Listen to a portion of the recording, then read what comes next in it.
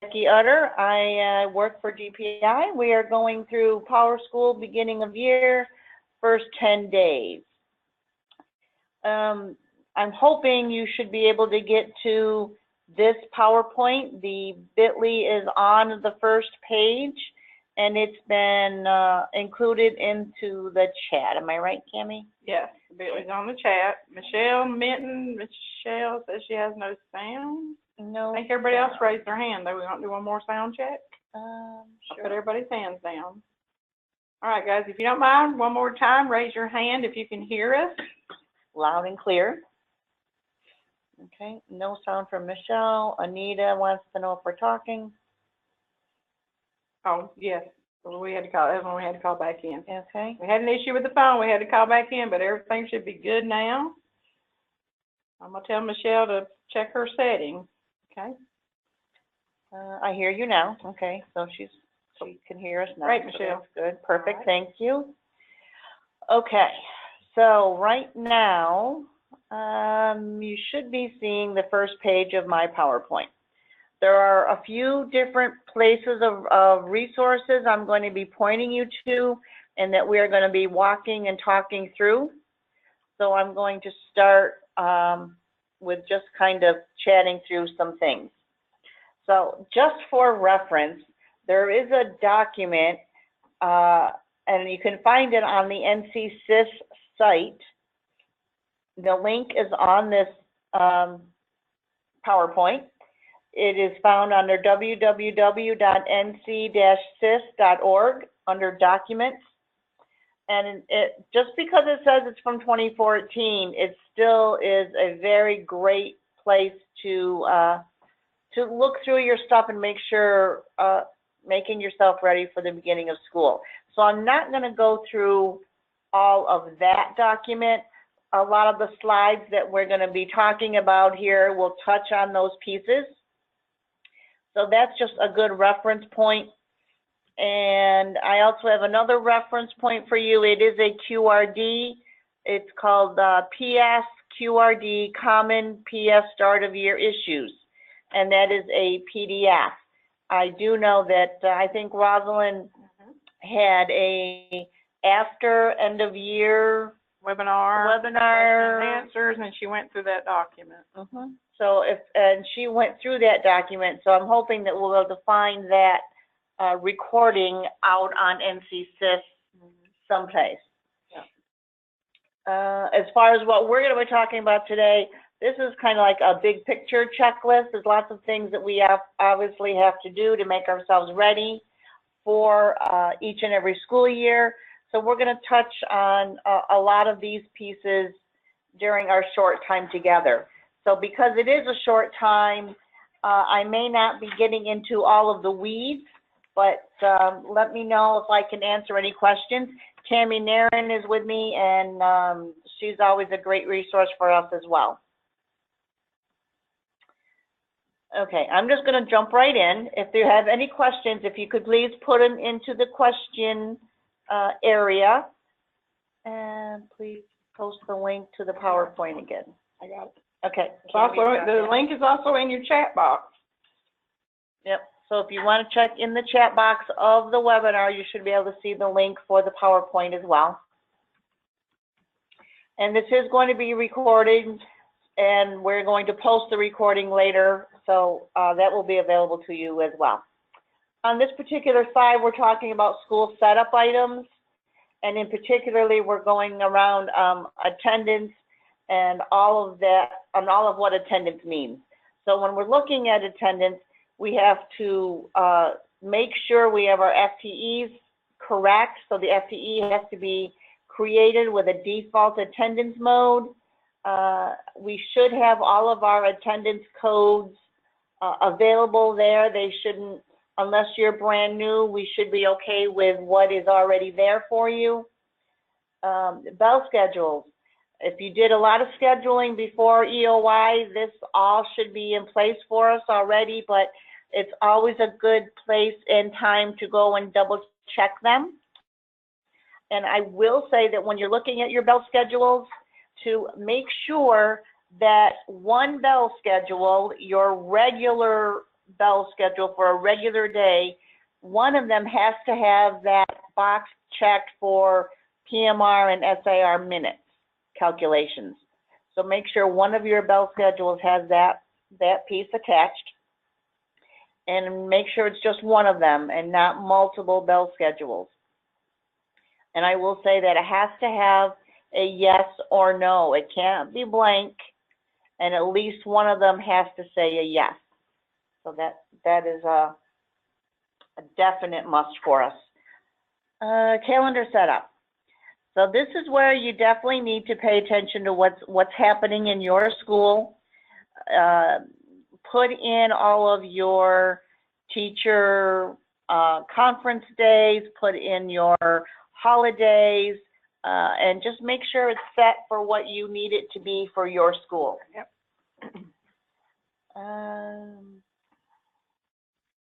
So hopefully in this particular case, a lot of this has been done since end of year has happened, but like I said, it's definitely something that we need to be taking a look at.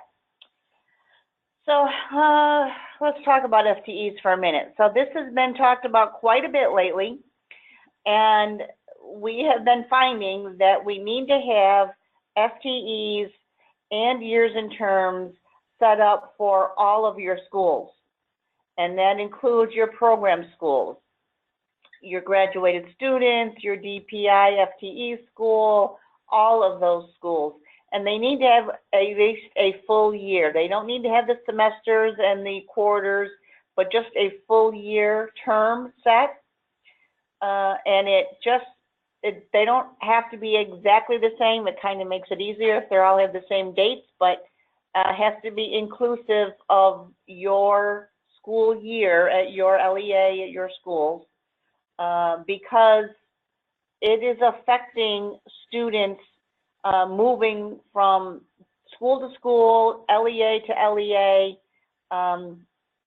Transfer student record process is having an issue when it's not finding FTEs and terms in all schools all the way back to 2001. And I know that we haven't started we only started Power School in 2010 or 2009. 2013. Oh, 2013? Oh, I thought you went farther back than that. All of that is still BJ before Jackie. Yep. So 2013, but we still have to go back to 2001. And there's something about that process that it will help that process work much better. Okay. If you're setting those dates up at the school level, back those years, use your actual school dates that your school was in session, but the ones back if you weren't in session, if you were not a school, if you're a new school since 2001, the 2001 year can have the fiscal year date. But the year your school started at the school level, the year and terms line must match your school entry and exit dates. That makes sense. Yep. So LEA level or program schools, they can use all those fiscal year dates. Awesome. Thank you, Cammie. The attendance conversion. So if you don't have your attendance set up correctly or you need to take a look at it again, this is also an excellent document. It is how to set up your attendance conversion and all those parameters that are needed. I think I can take a look at it pretty quickly. Let me see if I can get us there. Yep.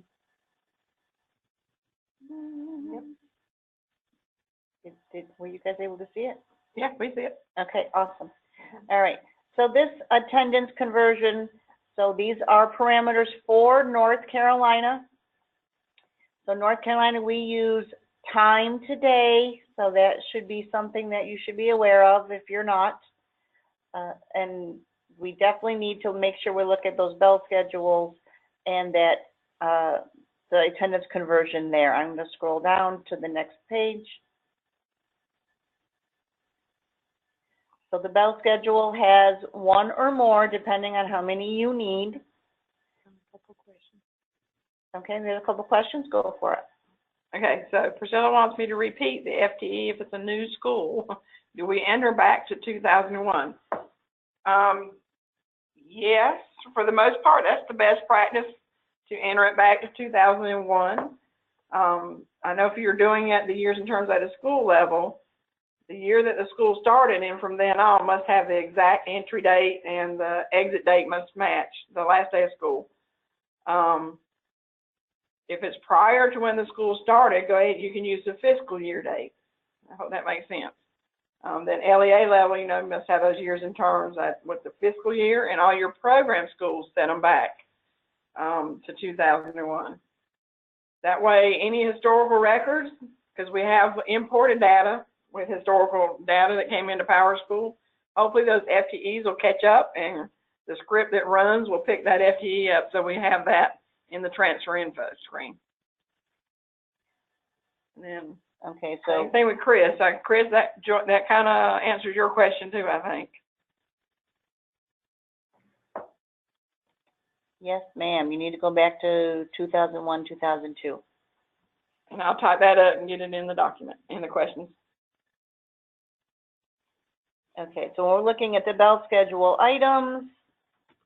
Make sure that the right number of minutes are there for you for that particular day. We definitely need to look at it as far as the use for attendance, the time in and the time out. Those are pieces that you should have. And again, if you're not a new school, this should be something that you've been doing every year anyway. So again, this is just kind of a, oh yeah, refresh my mind kind of thing. I do have a question as I'm going through. I have a new school, early college, with one teacher with year-long classes.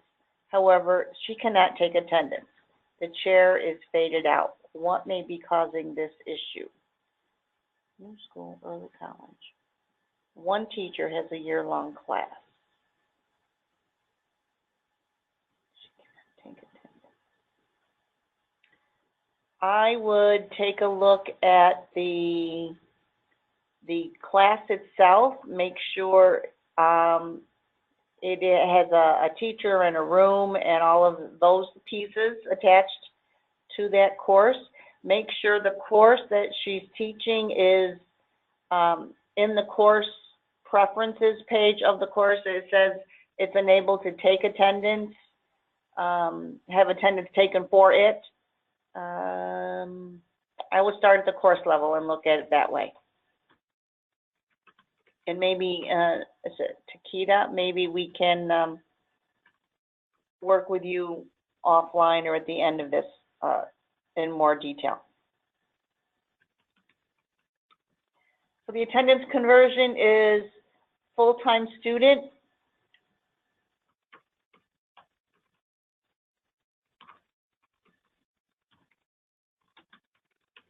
It actually walks you through every piece of it in this particular document, the calendar. So this particular page on the document is taking a picture of your calendar.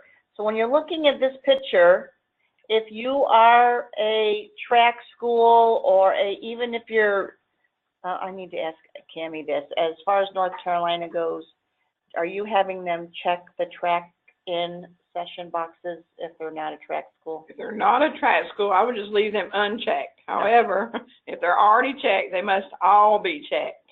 Yeah. But it does cause issues. So that might be something, Takeda, you can look at. Go look at your calendar. If you have the checks on those boxes, make sure every month has every box checked if you do have those tracks checked. Because just one box in 1 month unchecked will cause issues. All right, so I do know that if you are a track school, obviously, then those tracks are going to be entered. Something, yeah. And they definitely need to be entered correctly, okay? But if you're a non-track school, you need to look and make sure it's consistent. Either they are all checked or none of them are checked. So that is another thing. And the school in session box and the membership value. So those are pieces that are definitely important. All right. So even though some of these are version 9 and they go back to 2016 or 2015 or 14, they are still very good reference pieces. I'm going to close that and come back to my PowerPoint. So that was the attendance conversion setup. Talking about FTEs, there is an article in PowerSource, and it's article number 8134, and it actually tells you and works with you about how FTE works. So that also is a good reference document.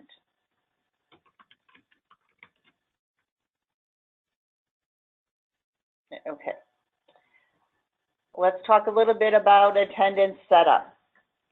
So when we're looking at attendance, we already talked about conversions, but all of this is all tied together. So make sure you have your years and terms set first, and the number of days and the number of periods in your day. Make sure your preferences are set up, whether you're daily or meeting.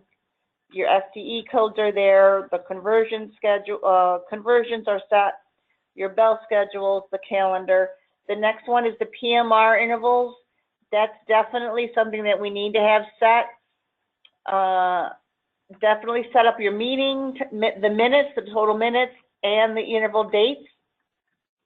And then again, go back to your bell schedule and pick one of them to be the schedule where it's going to calculate the minutes from. The attendance code categories and codes, they should be there for you already. Just take a look at them. Schedules, including attendance settings. So this may be the other piece that, Takita, you can look at is look at that schedule for that course. Make sure that is it able to be taken attendance for? Is it going to be used for grading purposes? And then there are also those other pieces, and it's at the section level that that'll have to be. Is the period on the bell schedule? There's several areas you can check for that. Are any alphas allowed in the period setup as far as the name and abbreviation? If you do use alphas, will it cause issues? Okay. Yeah. So I could talk North Carolina versus not North Carolina. So Cammie, I'm going to let you talk North Carolina. So for period setup, we recommend you do use numbers. They cannot start with 0 and cannot be double 0. For homeroom, that is the only one that we recommend that you can, if you want, to use the HR for homeroom. So it's my understanding that it does cause issues if they're alphas in North Carolina, but they know that there are homerooms and they have allowed the HR for homeroom. So, yeah, and Wendy's right. Rosalind said not to. Yeah. Yeah. All right. Thanks, Cammie. Thanks, Michelle and Wendy. Okay, so just as a quick screenshot, I just showed you some attendance codes that are used in North Carolina and how they are set, whether a teacher can use them or not. So that's just a quick picture of what I see. FTEs. How do you find kids that don't have any FTEs? You can do, this is just a search, an FTE ID equals and nothing after it. It will show you or give you a result of how many students do not have an FTE assigned to them. And you can also have another search that will show you how many kids are missing a status code. Membership, yeah. For membership, MST1. They all need a MST1 or a VST1. Correct. So to see if they're missing their membership. And yeah, all these need to be in place for when we get to those first 10 days. So that's why we're kind of going over attendance a lot. Yeah, it's a big deal. Okay. Any questions about the admission status? Okay. Hearing none, so carried. Awesome. So verifying student enrollments. Obviously, this is also a very big deal. So during end of year, every student was assigned a start and an end date based on the calendar for the school/LEA. So when I'm looking at this particular enrollment for this student. The entry date is 8/29 and the exit date is 6/10. So the entry date obviously is the first day that attendance will be taken. The exit date should always be the day after the last day. So if they stayed through the whole year, then their exit date will be June 10th because their end of year is June 9th. If they leave in the middle of the year, it works the same way. The exit date should be the day after their last day of attendance. Okay, kind of make that pretty clear, I hope. Summer withdrawal decisions. Okay, so we know kids are leaving. Well, that happens all the time. There's a few QRDs that you can look at, and they're listed at the bottom, and they are linked. Transfer out of school, summer promotion retention, and summer grads. So those are definitely good QRDs. Definitely make sure you have the withdrawal correct. Before you actually withdraw them, you need to go to their scheduling setup page and clear out all of that information. This is very important because that is part of the transfer student record process. Those items on that page has to be cleared out. They're tied to your school. You clear them out so the next school can fill it out, and then the categories will be tied to their school. Right. Okay.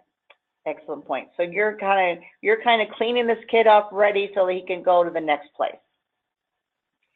So are you going to use a summer withdrawal date, or are you withdrawing a student? So let's talk about summer withdrawals. So entry and exit dates, they should match if you're doing a summer withdrawal. So really it does mean that the student has really never been there, right? So it's considered a no-show if they match. If they didn't match and you have even one day different, then they're not considered a no-show at that point. So they're not tracked the same. And they'll show up on those audit reports. That's for sure. And charters, if you have students that are EOY to the DPI FTE school, did you remember to transfer them out when you were done, after EOY was done? So make sure that charters, I know that you had students that were EOY, and what you did before that is you put them into the DPI school. Yeah, EOY did. Yes, EOY did, I'm sorry. Their highest grade. And then after that fact, after EOY was ended and the new year began, you needed to take those students that were leaving you and actually transfer them out. So that's why these actual QRDs at the bottom of this page will help you with those processes. All right. Do this question. Yes. I'm having trouble seeing it. Hold on one sec. Okay, 9, this message is displayed on the start page at the elementary school. How do I correct? The message is 2 active students at this school are enrolled at another school. So that 9 you can correct with your student field value. You need to decide which school is the correct school for the student and pull them up. And in student field value, you need to look at school ID and enrollment school ID. One of those is wrong. And you can just submit the page just to look at it first if you want. But if you need help with that, email us or put in a remedy ticket and they can help with that. But you need to correct one of those school IDs. One of those 6-digit school IDs is incorrect. You're welcome. Nice. Okay. A little bit about the master schedule. When you're looking at this, sometimes it's a little bit like too much stuff kind of on the screen. So let's kind of look at what each of those pieces means. You can show, right now this particular page is looking at it by teachers. So this particular teacher, Courtney, on A day, period 1, she teaches her homeroom. It's her homeroom activity period. So if you look at it, what is in blue, and it is a link, is a course number dot section number. So 99329Z0HR is the course number, and then dot, and then there's a dot, and then the 22 tells me it's the section number. So section 22. The other thing that is in blue that is a link is the current number of students that are enrolled into that class. And then after the slash, it is not a link, but it does tell you the maximum number of kids that can be scheduled into that particular class. So I think this would help if you're looking at special programs, and you need to be able to schedule kids after the fact. Is that class full? So it looks like I only have 19 out of 32. I can put more kids into that homeroom for that particular teacher. And obviously, if she has 19 in her homeroom, then obviously she has room in her other classes if she teaches those same kids in her other subjects. So does that kind of make sense of how to read that master schedule page? Cool. Cammie's saying yes, so I'm, she's been a data manager. Okay. I think this is what you just said. Yeah. Master schedule, so basically, yes, it's a visual representation of who's doing what and when. So Colonel Mustard in the library with the rope kind of thing. It'll show you the active courses, who teaches them, when and where. This is great for counselors, especially when you have new students coming in. You look and see who is available and who has a full class kind of thing. That shows you how to get there. Yeah, basically I wanted to let you know how to get there, but it does show you the same exact picture. So it's under master schedule, there's a word preferences. So if you're already seeing, if you go to master schedule and you're seeing a whole bunch of stuff on your screen, you have to scroll all the way down to the bottom and you can click preferences there, and then you can change how you're looking at your master schedule. So you don't always have to see it by teacher. Yeah, to see this view, you're going to choose the matrix view. There's also a list view, but I don't think it has as many clickable links. Because anywhere that's blue on here, you can like right click it and open in a new window. Mm-hmm. It'll either take you to the section or the course, or it'll take you somewhere. It'll take you somewhere for sure. All right. So I think we're more interested in what's going on here. So this is part of our first 10 days, the daily head count adjustment. So there are 2 or 3 different documents. The 2 that I'm listing here, even though this was last updated in 2016, there is the daily head count adjustment, and then there is the daily head count adjustment manual process. So on this particular screen, it does say, so what I've given you here is a link, and it will actually open up the PDF. If you don't use the link and you go looking for it in NC-SIS, and you type in daily head count adjustment because you're searching for it, it does have it labeled as, this is a test for Wendy. It's kind of funny, but somehow that's what it is. So obviously that title is going to be edited, but in the meantime, clicking that link will still take you to the actual PDF for the manual process. And we're gonna walk through what's in those docs and what we can do with that. So in order to find it, if you're in your system and you wanting to run it, you go from your start page under special functions, and under special functions you go to attendance functions, and there you'll find the daily head count adjustment. And caution, you should not run it while teachers are taking attendance. Yeah, this is a huge thing. So when you go there, this none of this should be done during the school day while teachers are taking attendance. So it does talk about it in these documents. So I'm going to open up one of them to show you. So let's open up the top one. All right, I'm going to scroll down a little bit.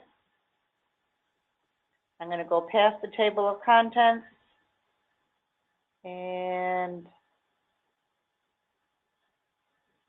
so this is showing us how to get there. Actually, the first thing it wants us to do is to do a school enrollment audit. So I actually talked about this in an earlier webinar. So the school enrollment audit allows you to quickly see what students have issues with their enrollment dates. Either there's something missing with a previous enrollment date, whether the dates are overlapping. They left one school on the 10th of July, but yet they started with you on the 6th of July. So kind of that stuff kind of doesn't make sense to the system. So this report will show you quickly and easily who they are. And if I keep scrolling down, it'll show you where to run it. It's found under the membership and enrollment area of system reports. This is a sample result page. So it looks like Andy Atkinson has an issue. He's a 12th grade student. You need have to go and look at his record. That's why that name is in blue. It's a link. It'll take you back to their transfer info page, and you need to take a look there at not only the current record and not just the most current previous record, but all of the previous enrollments. That may go back way to 2009 even. So you may have to go back and look at history in order to make these things go away. So in this particular piece, if you get a lot of that stuff fixed up, our daily head count is going to work a whole lot better for us. So I'm still going to get to the part where I'm going to say, no, don't run it yet. But for that part, you can run. The enrollment audit is just fine to run during the day. They also are talking to you about running an attendance grid. So I'm not going to go through a lot of this. We are going with a new grade book. We have had some of our schools going and some of our schools not going, districts, I should say.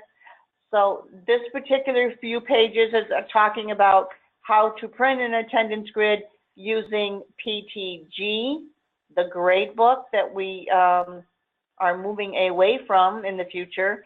So I'm not going to I'm going to let you guys work through those pages.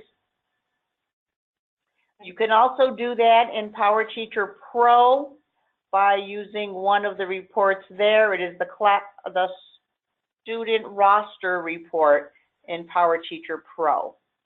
So I'm just going to kind of skip by the attendance grid roster. One of the next pages, so what page am I on? Page 10 of 21 is showing you how to run a class roster report.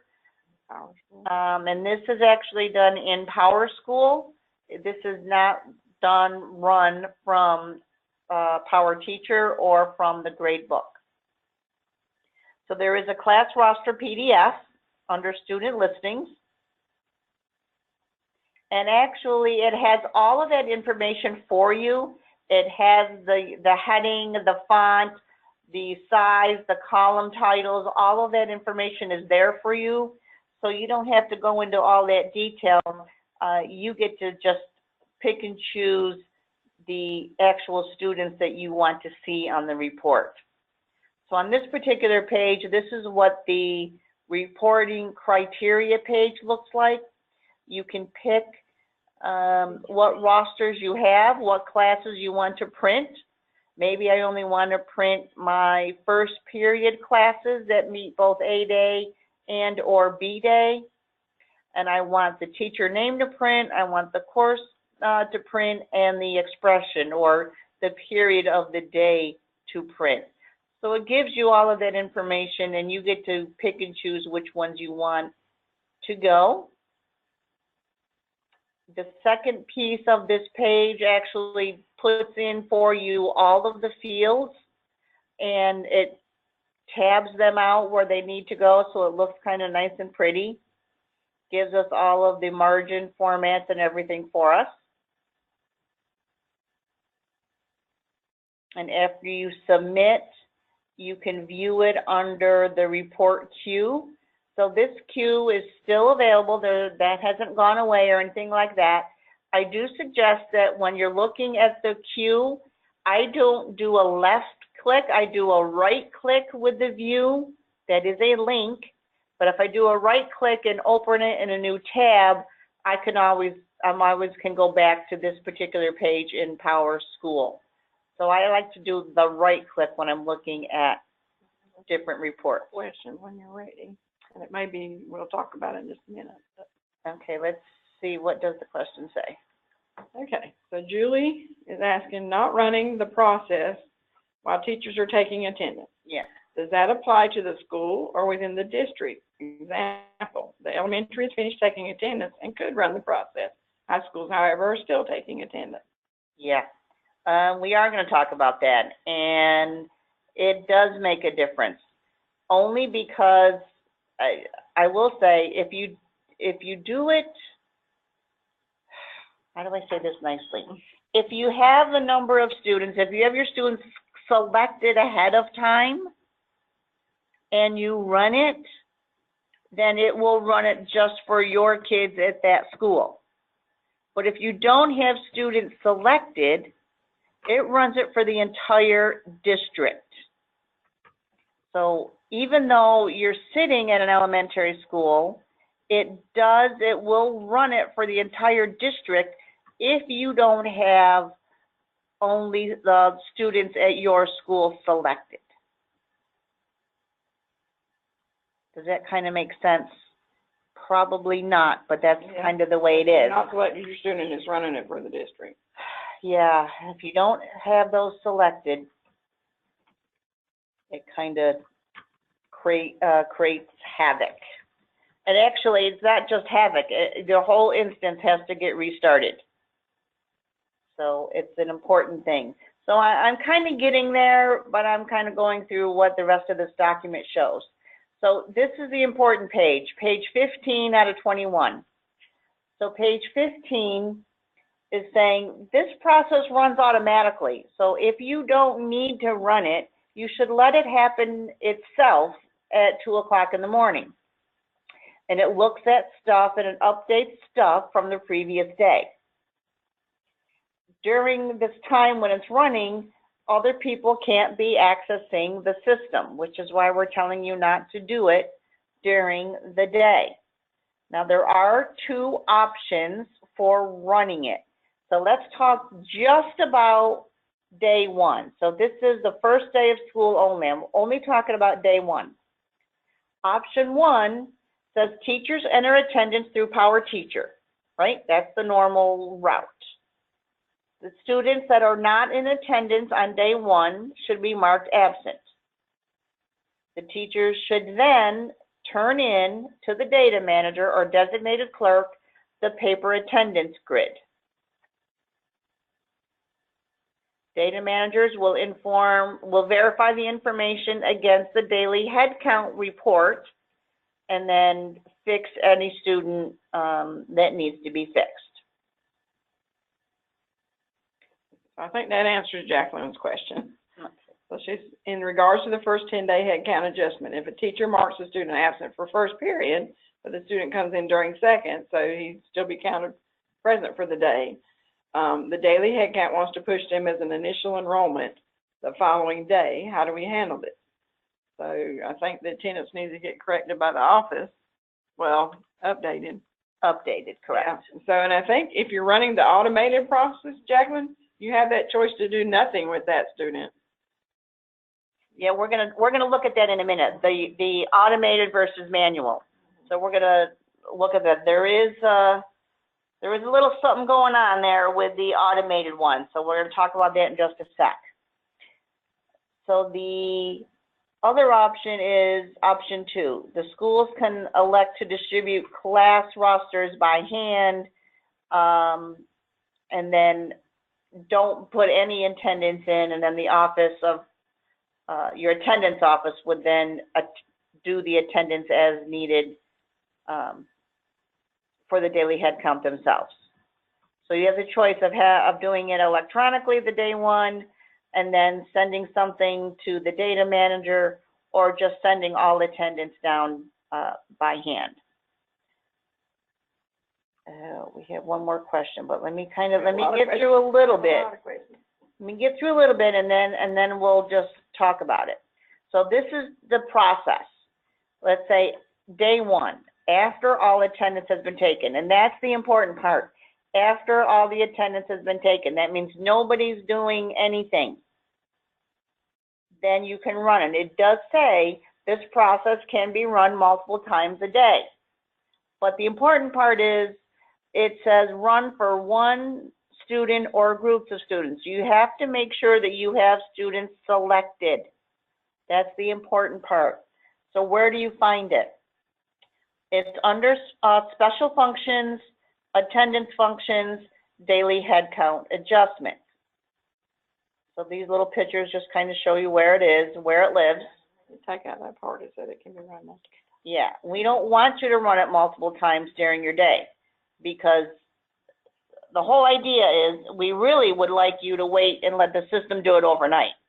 That is the goal, is to let you guys, or maybe talk to your administrators and say, let the system do its thing. The district wants the head count by 2:30 daily. So, right. Yep. So yeah, we probably need to try and change that expectation, but I don't think that that's going to happen like in the next 2 days, kind of thing. So, what can you guys do to make sure this still happens? I'm gonna step out and see if I can find Rosalind. I'll be right back. Good idea. While Cammie's out doing stuff, I'm going to tell you that as long as they're not physically not taking attendance and you have students selected, then you can go ahead and run it just for those students.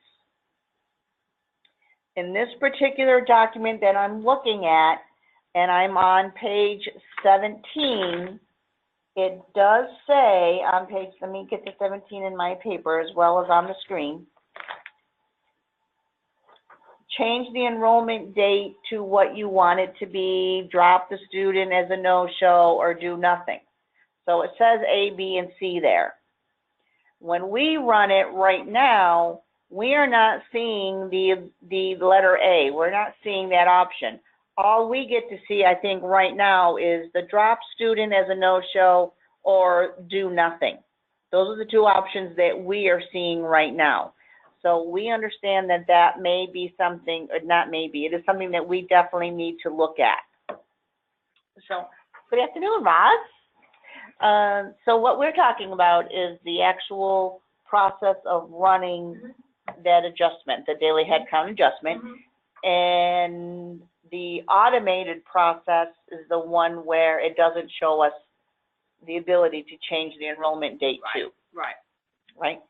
So we know that. So they're asking, and one of the questions is, you know, you're asking us to wait and let the system do its thing overnight, but our administrators are wanting something by 2:30 or 12 o'clock each day. So one of the problems is, particularly if you're a daily attendance school, you cannot run it at 12 o'clock because you still have teachers taking attendance. And that's what hoses the report. And it causes database constraints, and then your instance will basically shut down and render itself unusable. So that's one of the catch-22s that we have. The other piece of it is the parameter screen where it says all students. That is picking up every student in the district. And that too causes the database constraints as well. We had They're running it at school level. Yes, even if they're running at the school level, it will pick up a district. That's why it's very important to have your students selected first. Yes. We saw, actually, I saw last year,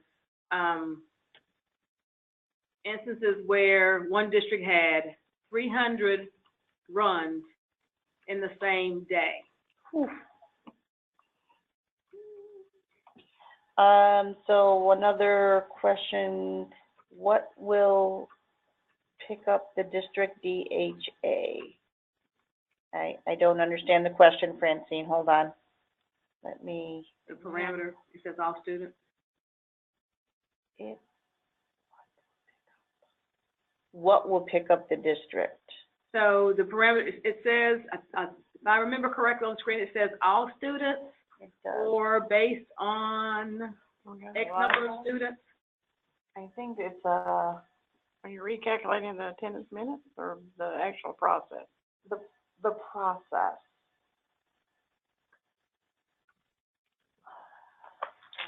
We're checking. I saw it, but it's not in that QRD. Hold on one second. I'm gonna bring up, I can't bring up a live instance, can I? Mm-mm. And I don't have anything that is 17, 18. Yeah, I can't look right now. Can you look, Miss Cammy? Well, I'm looking in training 9, but we won't be in live data. I mean, we won't have 17, 18 data. But it still should, if you, so we're checking this out for, and this is super important, so I want to actually take the time to make this happen. While she's looking, I'm just going to kind of go through a couple other, these other questions just to see if we can answer them while we're waiting for some answers. Is there any way at all to turn this process off at the school level until a specific time of day? Problem with that is, Not there. if your data managers have the link, there's no way to turn it off, Yeah. right there. Right here. When Refresh they're it. running the refresh attendance, where they select all. Okay. So the option, so not the one we were running, but the refresh option. But- Refresh attendance view. Yeah. Mm-hmm. But one of them is not showing for them. Is that the one that's not showing? There's 3 options there. Go back to attendance functions. So you can go to training 9 and see it. So under special functions, attendance. Under special Functions. functions, attendance functions, you Okay. should see 3, but there's one place where they weren't showing all 3. At the We LEA might have the level. wrong, okay, you're right. LEA level, You're you'll right. see all 3. So at the school level, you'll see 3 options under attendance functions. Daily headcount adjustment, recalculate daily attendance minutes, and refresh the premier attendance views data. Mm-hmm. So The refresh should be refresh. run first if you're a daily school or a media school. Run the refresh premier attendance. The recalculate daily is only for those that are taking daily attendance, right. the daily school. But when you're doing the refresh, though, There's that's a choice in where there. that choice is in the radio button, It says either, all students or the selected students only. right. You want it to be the selected students only. Okay, hold on one, let me just finish writing this one up. So any way to turn it off? So the answer really is no. If the data manager has the permission to see it, That's the link. So we took away the page last year, but they still had the link, that they still had the URL that could get to it. And that's what we saw.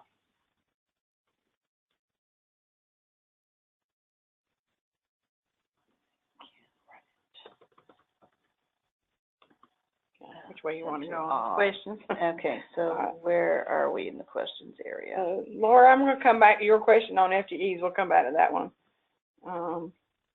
Do you suggest running this process at a meeting attendance schools late in the evening? The LEA wants the headcount numbers by 2:30. I mean, if everyone, if, One has finished taking attendance. Yeah. Usually it's not a All your problem. periods have to have finished taking attendance now. That's the hard part, is that you have to know that they're all done, and there isn't, you know, a true button that says, yes, we're all done, go ahead and run it. So that was, And then Jane wants to know how to get the required numbers to their county if they can't run it by noon each day. Then it's a paper calculation, I believe. What is it? How are they supposed to get the numbers to their LEA that's requesting them by 12 o'clock like each 12 day? or 2:30 or, yeah. That's a good question. Yeah. So, And I think, can we do it by paper? So let me ask that question. So by 12 o'clock, is everybody, are you a daily attendance school or do you have meeting schools? I think.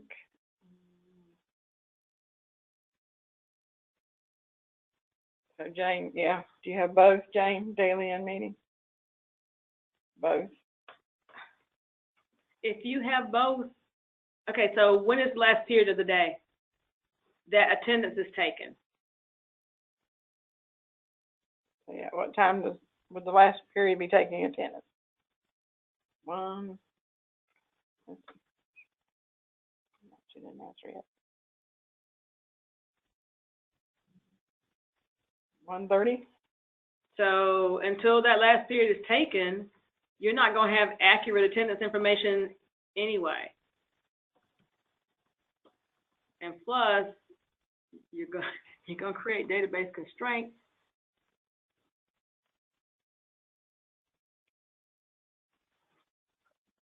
So I guess they,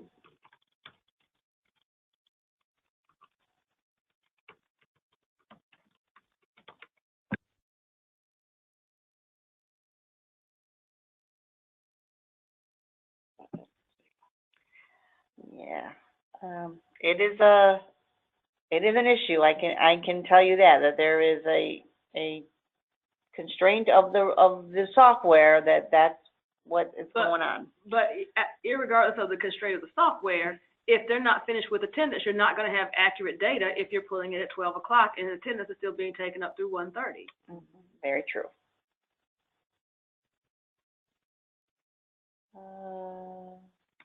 Can DPI send correspondence to the LEAs with recommendations as to how to handle the daily headcount adjustment? For instance, to not run during the day, but rather allow system to be run at 2 a.m. Well, it is. It's in the document that I just was pointing to you. So it does talk about that on page 15. That's the automated one. That's the automated process. It says right on page 15 that it does run at 2 a.m. So that will help if you need some kind of reference.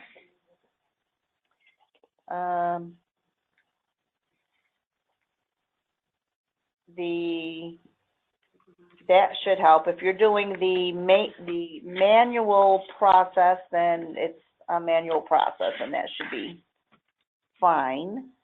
So I think that's a fair ask. Mm-hmm. Let's put something together. Just as you start school, here are some tips that will help your attendance reporting be more accurate. I think that's a fair ask. Okay, Julie Kozord, is it the daily head count or the recalculate process that causes a problem? So it is the refresh. The refresh causes the problem because that is the one that has the students, either you selected them or you did not select them and you're using all. So it's the refresh option. Yeah, because for the attendance to show up, you have to refresh it. That's the process that's running overnight. So Amanda says, to be clear, we do not need to send up the overnight refresh. It is already set up. Right. It is correct. That does happen overnight all by itself. And that Jane said both for her question earlier. Franklin County is the same way. We must have hours done by noon each day for meeting and daily. We have to do a paper trail. So, well, okay, but if your classes aren't done at noon, then it's kind of hard to make that accurate. I think what they want the numbers is for reporting to the local media. And so I think we always did paper attendance too, and you can subtract how many kids are absent in the morning from the total number enrolled, and that'll give you a number of how many kids are there that day for that, at that time, without messing up your system.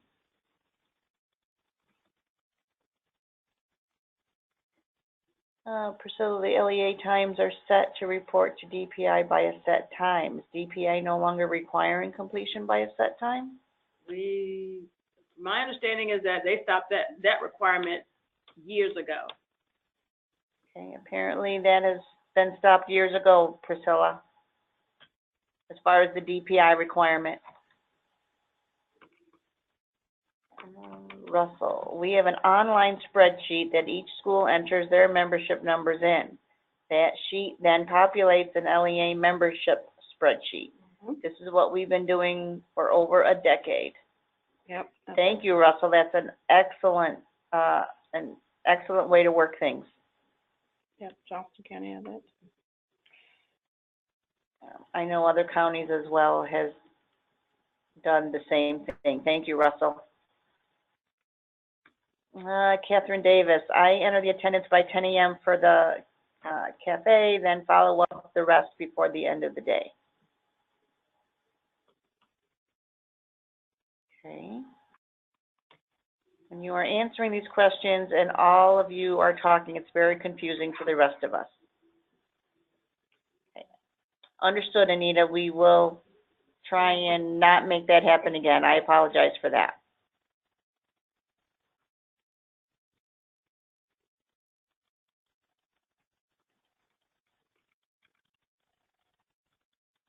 If the students are absent when homeroom is taken, first thing, they are marked absent for the remainder of the day. Okay? And that is for your daily, Jane. And then your, obviously, meeting attendance is done separately, and that's where the conversion and the bridge comes in.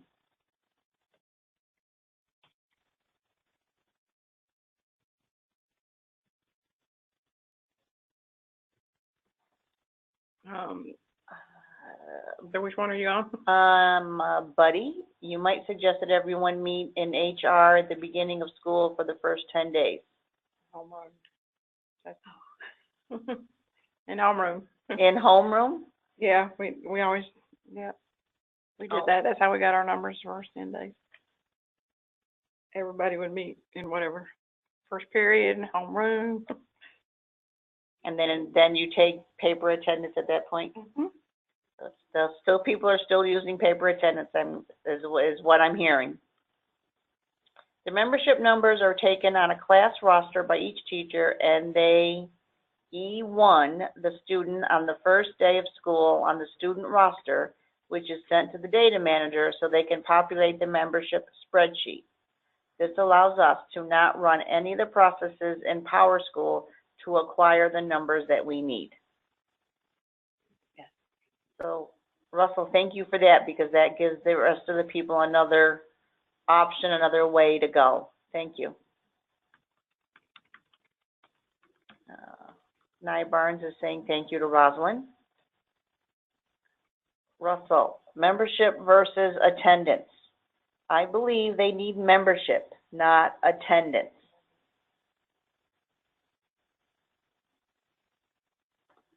Okay, Laura Elliott is saying refresh. I do not allow my data managers to do this process. When the attendance is complete at the school, they tell me and I select their students and refresh. Thank you, Laura. Rosalind is saying thank you, Laura. So that is excellent, another excellent way of going about things. Appreciate that information. Good networking. Thanks, guys. Jane, for each period attendance, we have marked them absent for the remainder of the day. Can we run the refresh?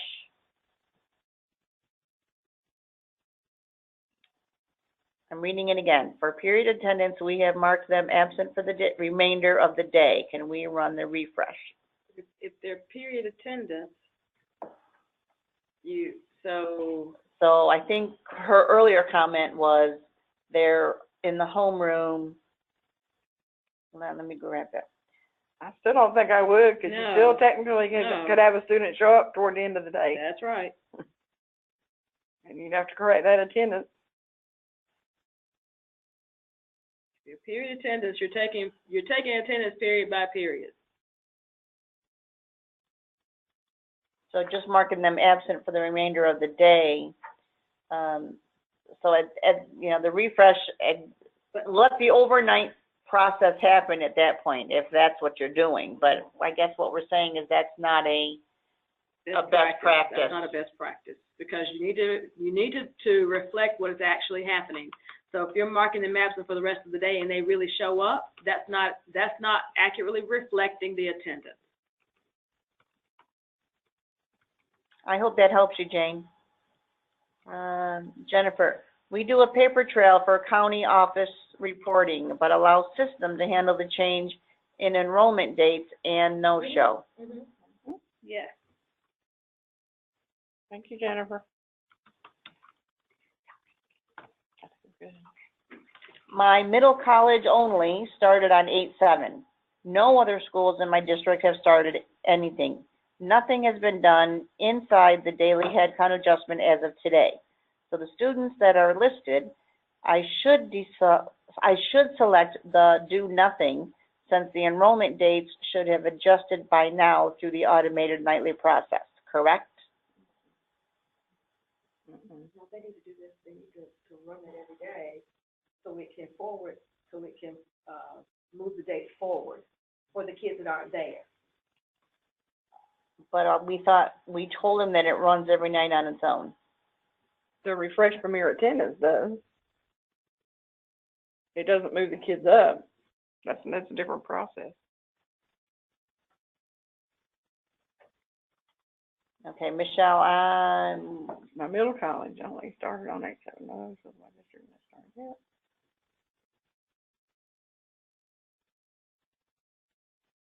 sorry, we're reading. Yeah. Right. Yeah. So, Michelle, it is not going to happen. That's a process you have to do. If your daily head count automated process shows that you can move the date up, and I think that's why we don't see it, because our training database was not in session. You should get the date to move those kids to the next date. Then you let that daily head count adjustment do that. You have to run the daily head count adjustment. That's not an overnight process. The refresh premier attendance, to get the attendance to refresh, is an overnight process. Hope that makes sense. We may need to go through the steps some more as we get toward the rest of these questions to actually show the process. Okay. That's a good point, because we kind of got stuck here on page 17. Yep. A student who attends a daily attendance school and is counted present during homeroom, then signs out before the half-day point. Please advise how we handle that. You update your attendance like you usually would. They can't be, well, first day is not attendance day. That's kind of present during homeroom, it sounds like. For the half day point.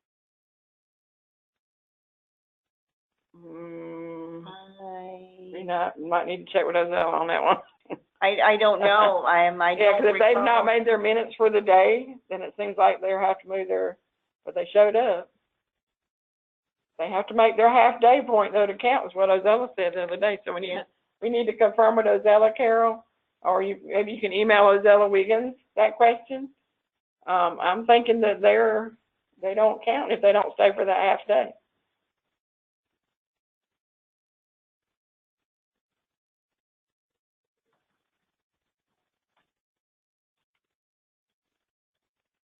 Okay, our school has a sign in and sign out sheet. If the student leaves before a half day, the student is counted absent. Yep. By entering the time of the day the student is present, this does not, not calculate the correct absences. It does, Catherine. Just remember that the first day of school is not an actual attendance day. So after starting day 2, then yes. We have to check with Ozella on this question for just day 1. So Michelle just said, I just did that and only have the options to do nothing or no-show the students,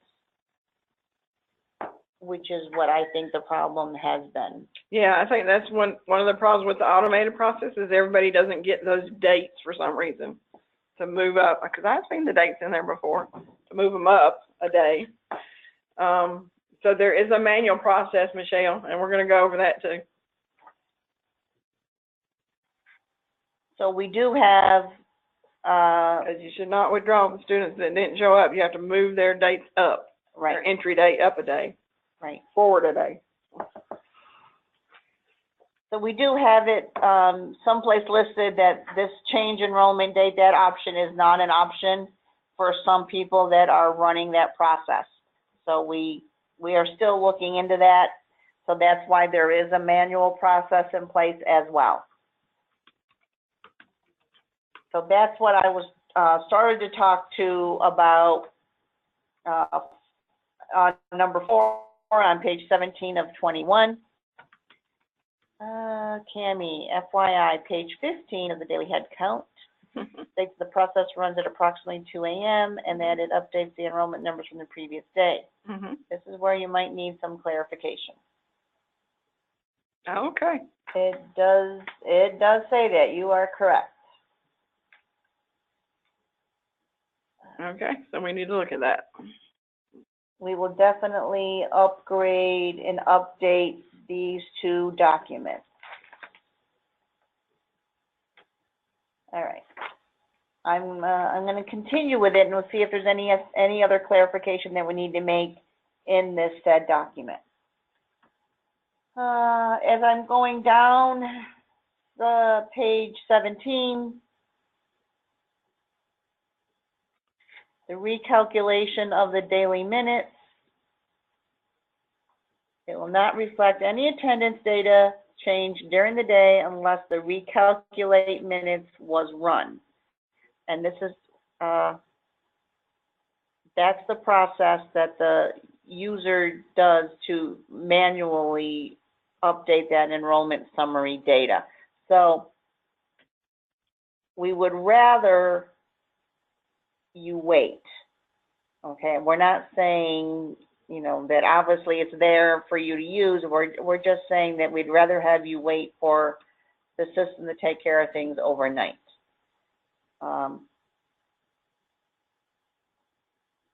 There's not much more I can say about that other than right now that is the way things that we're going to have. Yeah. So that was strictly just for day 1. I haven't even got to day 2 yet, folks. I'm sorry. I'm still at day 1. Let me go to day 2 really quickly. So at day 2 and beyond. So this is just anything other than day 1. So Cami was telling us that day 1 is not a true attendance taking day. So that's why day 1 is different than day 2 and beyond. So you have to verify every day that the student on the report has not been in attendance. So as you are looking at that and you're going to make any changes, you're going to go to that student's enrollment record to make that change. So I'm in the student, I'm on his underneath enrollment, I go to the transfer info page, and I'm going to scroll down. And when you're on that enrollment page, you can actually see his entry and his exit date. If you want to look at the enrollment summary, you can get to the summary itself in 2 different ways. From the start page, you can go to functions, and under functions, there's an enrollment summary link. You can change the date if you want. Underneath that enrollment summary is the view for daily head count. So in that drop down, you can choose daily head count.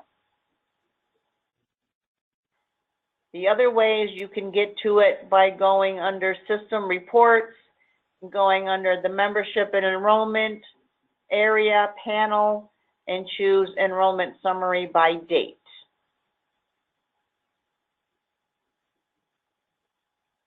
So these next pictures just kind of shows you where that lives and how you can run it. In the calculate enrollment as of, enter the date that you are looking for data for, and then click submit. As I'm scrolling down, you should be able to see I am on page 21 of 21, so it's the last page of the document. The nice thing is these are links. They're in blue and they're in pink for a reason. You can look at, the blue is the male and the pink are the female numbers. So you can see it by grade, you can see it by gender, you can click on the total numbers. So this is definitely something that you guys are utilizing, and this is how you can see it. So the bottom of page 21 is the problem child right now, the refresh premier attendance view data.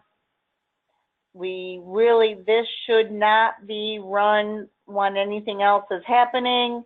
All the attendance should have been taken and run. Make sure you have students selected, or we're going to have to restart your instance and things are not going to be pretty. So that's the refresh premier attendance view data.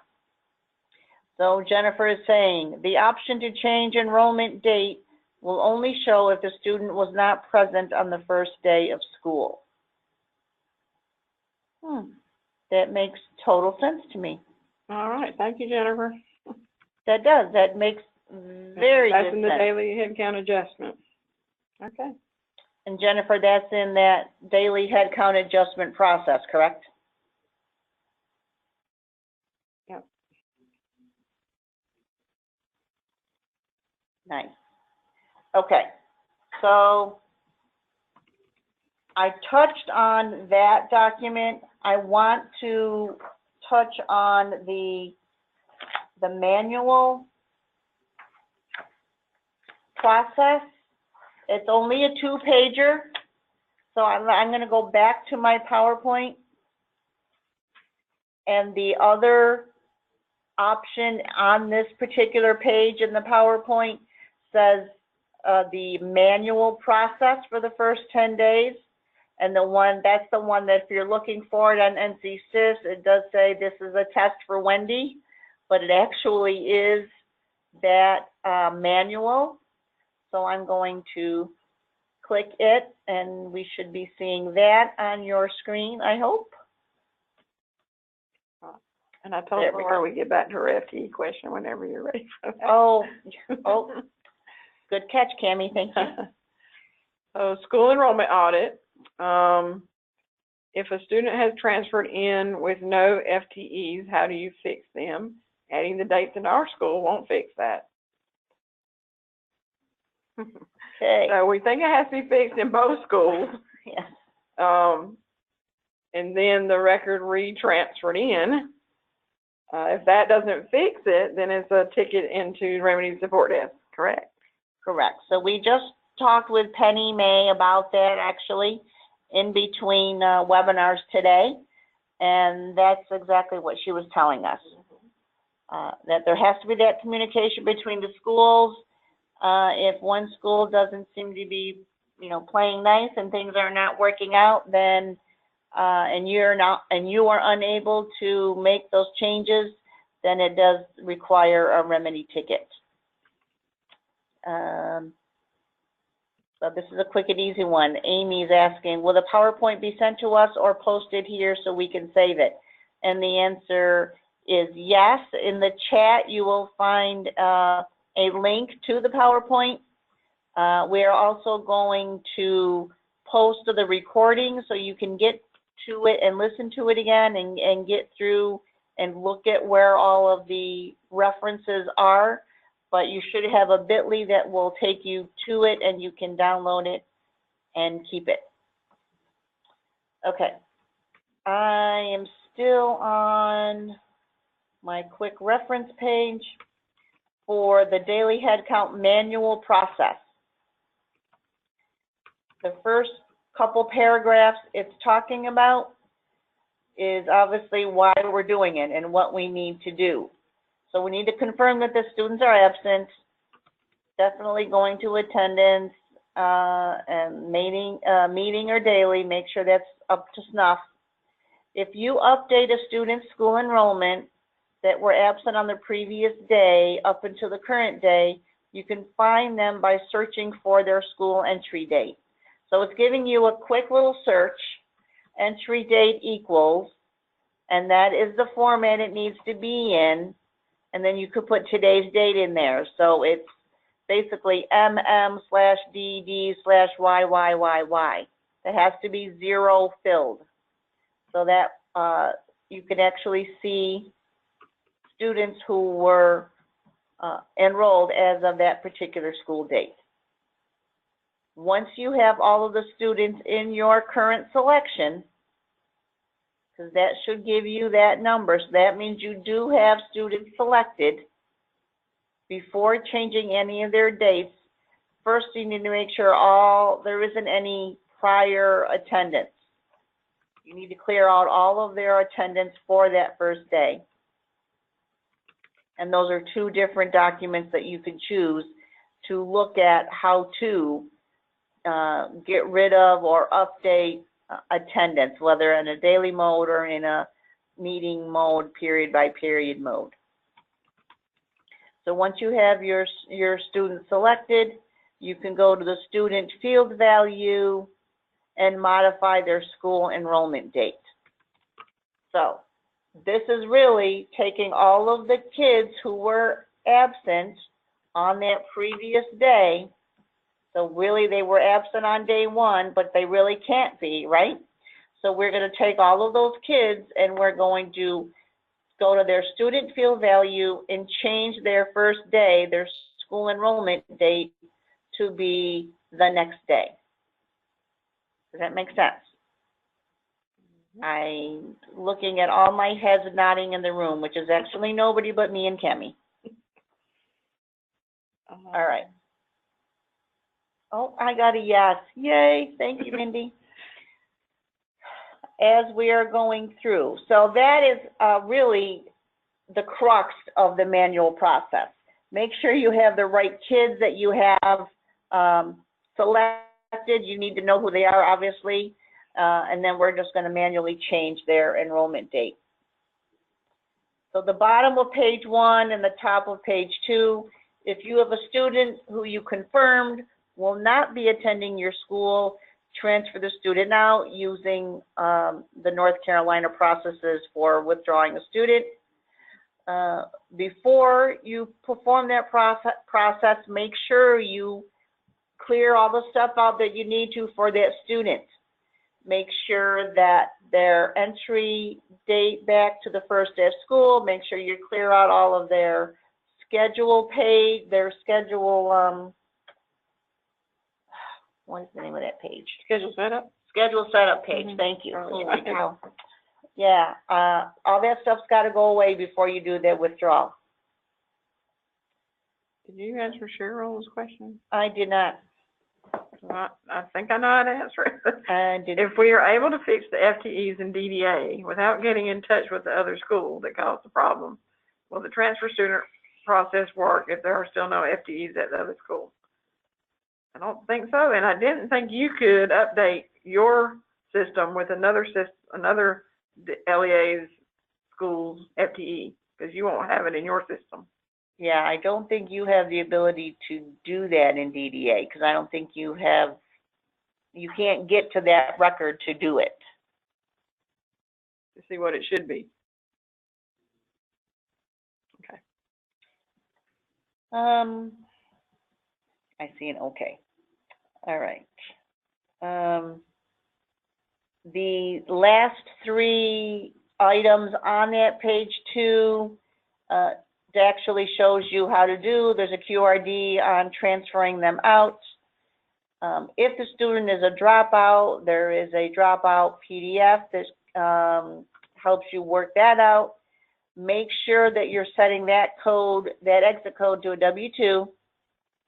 And then there is also a, which I haven't seen yet, a QRD student transfer cheat sheet. That's kind of cool. That one I haven't looked at yet. So let's take a look at it. So this is what the student transfer cheat sheet does look like. Cool. Utilizes tables below to determine the steps to follow when transferring a student out of a school and or LEA. Nice. So there's 3 different options. Transfer same LEA, different school, different LEA, different school, or out of state, home or private or unknown. So this is nice. Tells you what the sending school needs to do, what the receiving school needs to do. Awesome. It's a nice little cheat sheet. I like it. So that's good for you as well. That is a link within a link within a link. So it's about 25 after almost.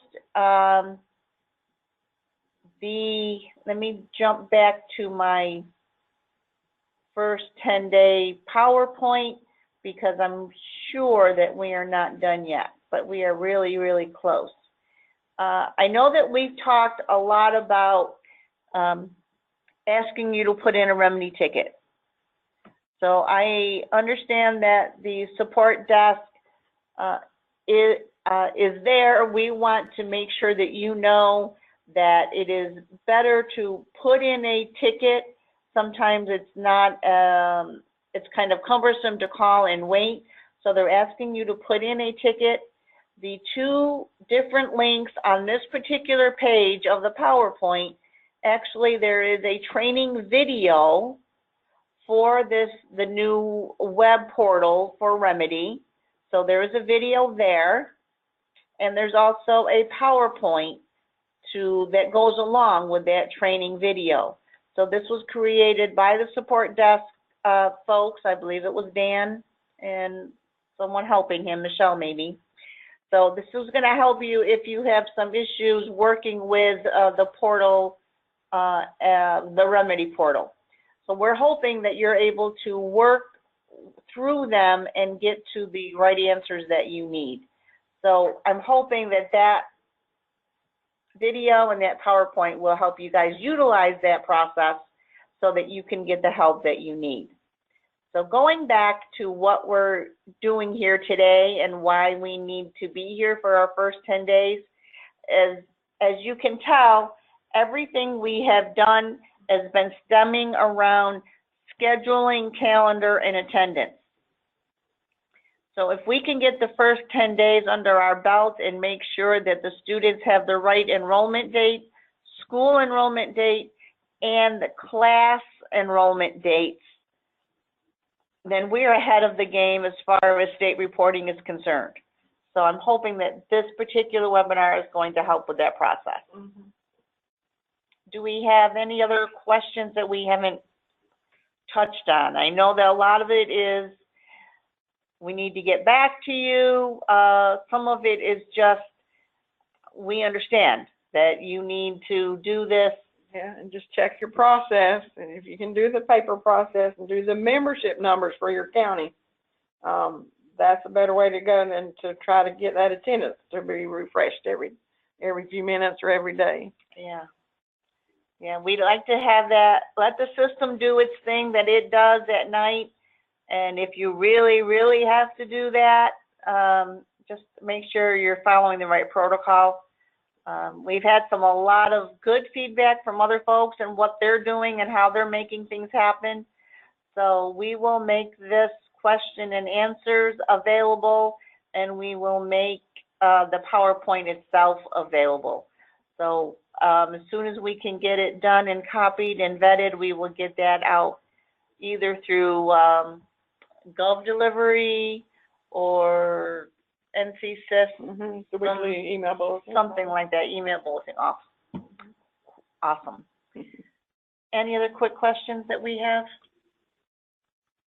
I don't see I any. didn't see any.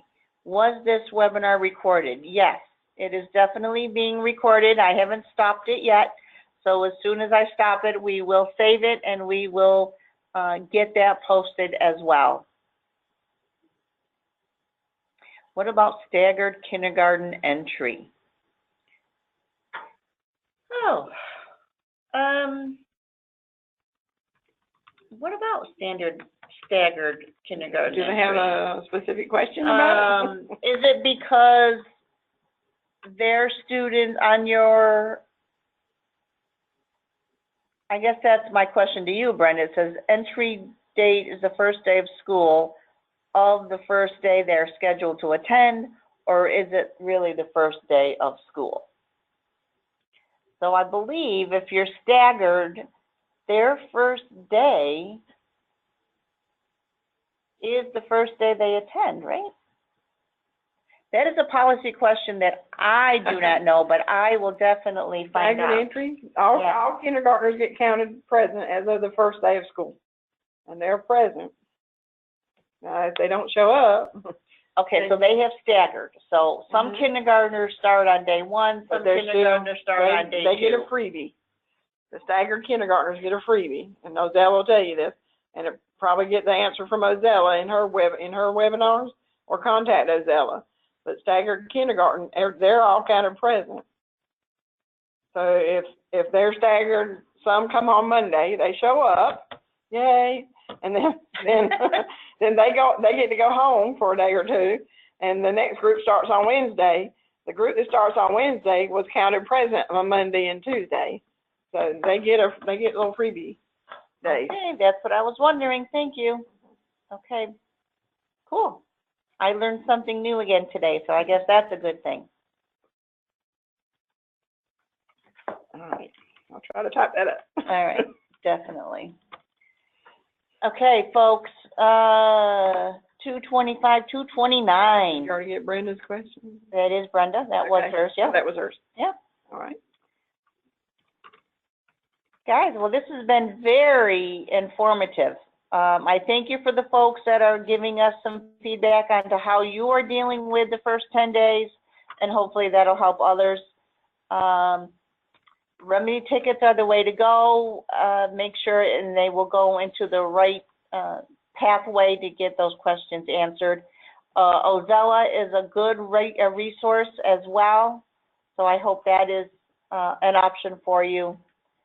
And we will, if there aren't any more questions, I think I'm going to stop for the afternoon. Okay. Hearing none, so carried. I'm going to stop. You guys have a wonderful afternoon, and we'll talk again soon.